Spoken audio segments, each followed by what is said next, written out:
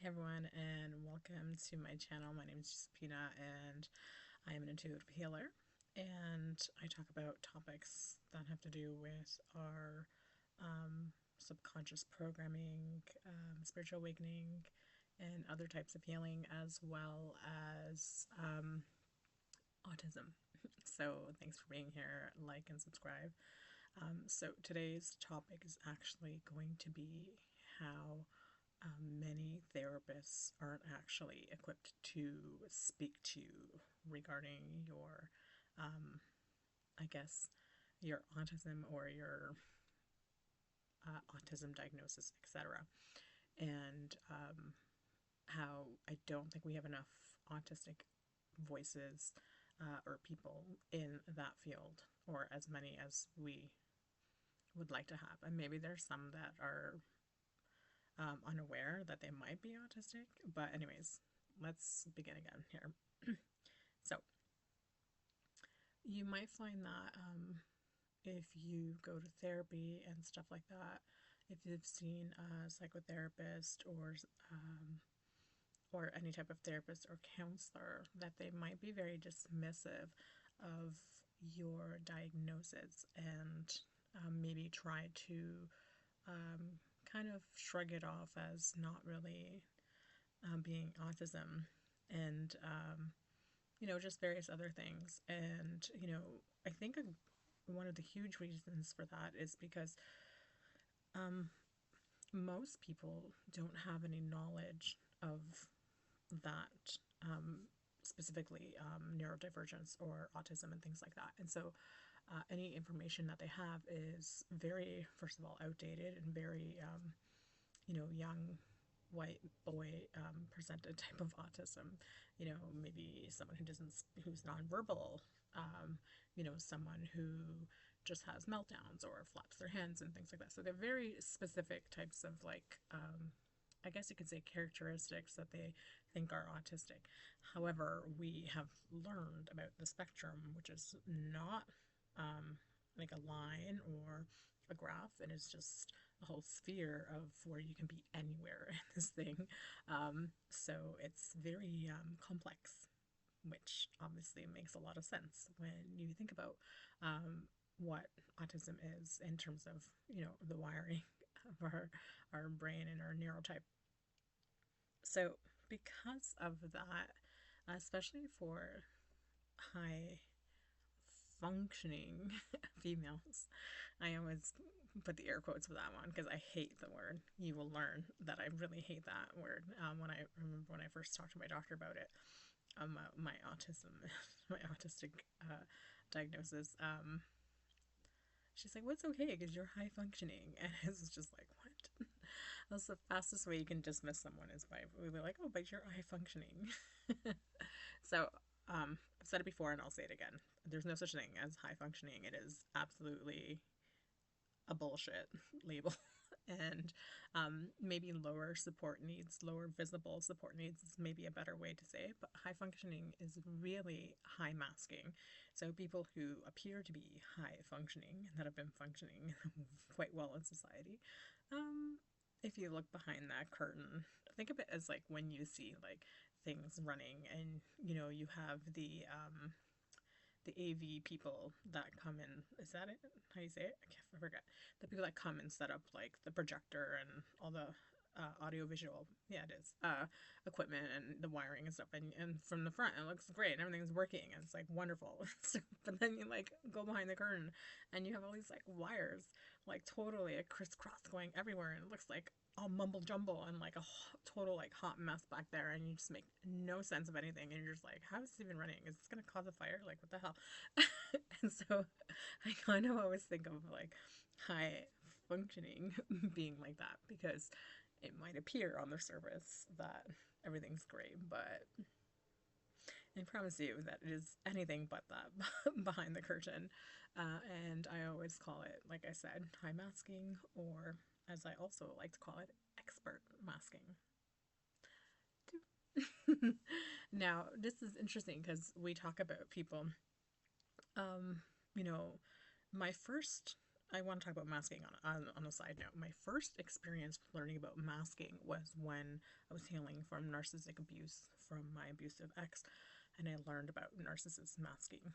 And it's very funny because it's like, um, even though autistic people mask and maybe other neurodivergent people, and I'm sure everyone masks to some, can mask in some situations in their life for some degree, but people who are um, narcissists, who are very narcissistic, they mask for different reasons, um, and it's because they want to be perceived a different way, but not for the same reasons that like we might mask. Like, I mean, I don't know. Maybe at the end of the day it's different, but oftentimes like people like that will, um, you know, maybe might try to con you or manipulate people, gain advantage and things like that. And that was definitely the case with like my ex.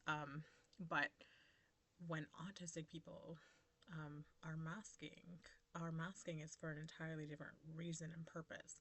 Our masking starts at a very young age, and it is for our safety.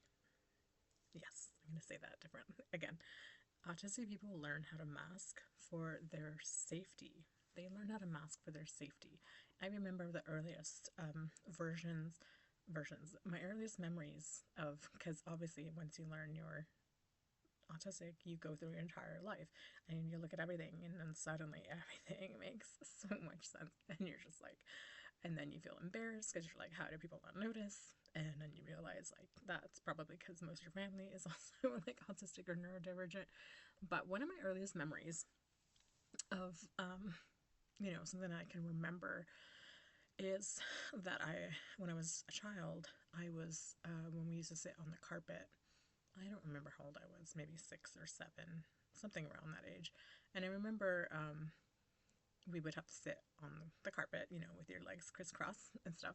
And while the teacher was talking to us or we were doing something. And I remember now that I know this, as one of my main stims is that I rub certain fabrics, and I've been doing it so little, and sometimes like on my mouth and stuff, and I like to always do it with my fingers. And I like when it's like pilled and stuff like that, especially like I remember being on the carpet and doing that on my t-shirt, and it's a very like relaxing thing that I just do automatically.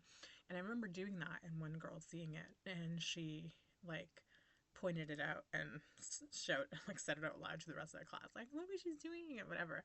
And I just remember feeling like, oh my god, what the hell's going on here? Like, it just felt like, I remember that in that moment that I felt like so exposed and like awkward, because I was just like, all this attention was on me all of a sudden, and that was not something I liked at all. And so that was like the beginning of me hiding parts of myself, for various reasons. And then also like in my earliest ages learning, um, I I had meltdowns.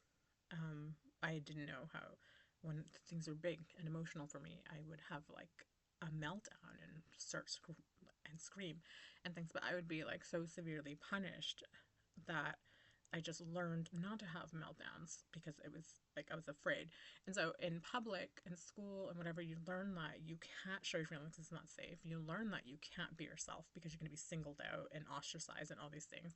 And so you end up starting to mask, and you become like really good at like appearing like really good. And for a lot of us, this is why psychology and fashion and makeup becomes one of our special interests for many of us, which it was for me. Fashion and makeup and psychology were my special interests, and obviously psychology. Now I went on to study to psychology in university, and I'm a spiritual counselor now. Um, but we learn all these things because it helps us. It kind of is more tools in our little toolbox that can help us to protect ourselves, to appear normal, to integrate. And it's not because we're trying to con people. It's because we don't want to feel like we're like, you know, freaks, and it still happens. And even though we do this, it still happens. And people, like, we might all of a sudden just say something or be awkward or something, and people will make remarks. They do. And you know what I'm talking about. Neurotypical people will always point out your weirdness and how different you are, and they will make comments about you, or they'll roll their eyes, or they'll dismiss you, or they will ignore you, or 10 other things, like a million other things actually. Like they will do all these things. So we learn how to mask because of that. And so because of that, people think when they learn that we're autistic, that we're high functioning, but we're not, because doing that feels like you're operating like this machinery constantly to make everything appear normal, and it's not normal because in the background you're completely like melting down and you don't even realize it. And so you might have had bouts of depression, you know, at growing up, not realizing that you were actually just experiencing burnout and meltdowns and things and not knowing it. This is something that I know now that I had, because for as long as I can remember, I remember that I would fall apart and cry like myself to sleep. And nobody knew this, not my family. Nobody, nobody knew that this is how I lived my life. And I became so good at hiding that stuff. And I was always like so bubbly and happy, and I appeared to be this person that was just so like, you know, and it is part of who I am, like that part, but I just learned how to be that person more because the other parts of me were not wanted. And so this is why, like, when we say people it's okay that they're high functioning, it's not true. It's not true. This is just your perception of how it really is, but that's not really how it is behind the curtain. And it's a hot mess back there. And, now that I'm in burnout, my ability to mask is, very, very like weak. And I can't spend time in like these regular functions like I did before, because it's hard for me. It's draining. Um, I don't want to do it because it requires a lot of energy and I just don't have it. I also don't want to be around people where I feel like I can't be myself. I don't want to be around people who are going to give me weird looks and like just kind of like, you know what looks I'm talking about. Like when you say something weird or you're different from them, I just don't want to be around those people because those people can suck it. Just hang out with each other.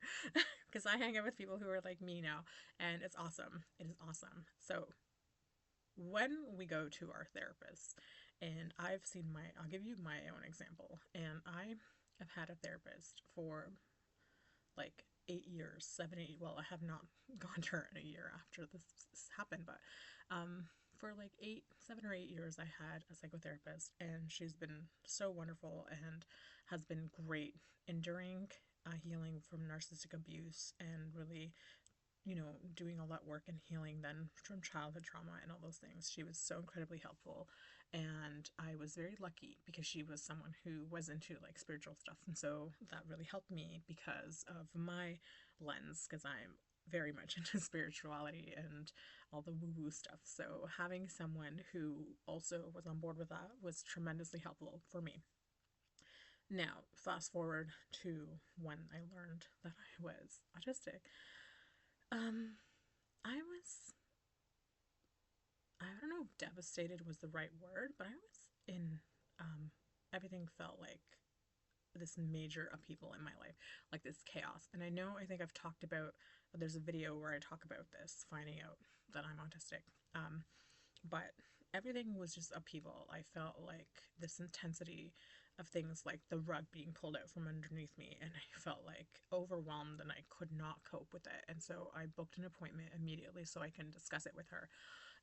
However, it did not really go as I had hoped. I needed like support because my family was not supporting me at the time, although it's better now. But at the time, my family was not very supportive of that, and they were all like, you can't just be like looking at a video and thinking you're like, autistic, as if that's just what I did, and just like very dismissive and things like that. But I went to my therapist needing her support, and I didn't receive it, and I was very hurt by it, and I didn't know how to act with it, and I never messaged her back or saw her again because I felt very dismissive. And she would say things like, and I think I talked about it in the video, but she would say things like, oh, that's just you being quirky, or that doesn't mean anything, that doesn't mean that. And then, but I said, when I added all the other things that were part of it, where it's like, these are the things that when people think you're autistic, they immediately like ask those things.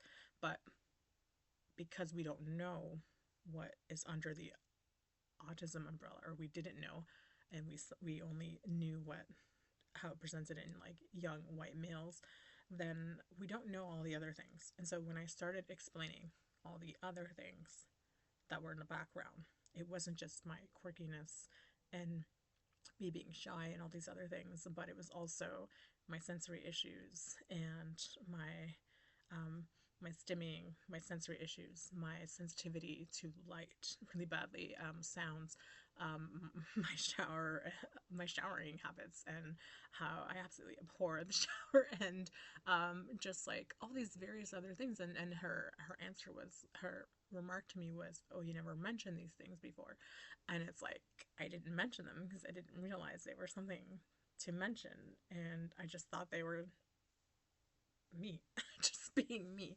and they were just unique to me or just sensitive things, and then because we didn't know, or I didn't know at the time what and it's not just those things. So look, when I go through the when I went through the list, and me like literally having everything on that friggin' list was like very upsetting for me, because I was just like, you go through your whole life away, and then you find out all of a sudden that all these weird ways about you, and you feeling like you don't fit in your whole life, and you feel like the rug is being pulled out from under your feet, and you go to a therapist to help you, to support you and stuff like that, and they try to tell you that no, maybe that's not it, or oh, it's okay, you're still great, oh, you're like, or they gaslight you, or various other things. And this is not a unique experience to me, unfortunately. Very unfortunately, this is an experience many people have experienced. And so, you go to these places needing that stable ground, that stability, and that like place to just kind of receive the support that you need, and you don't get it. You don't get it. And there's nothing worse than when you're drowning or feeling like you're drowning, and going under, and you reach for that lifeline that has always been a lifeline. And then as you reach for it, it's like that meme. It's like, it's like, what the hell's going on here?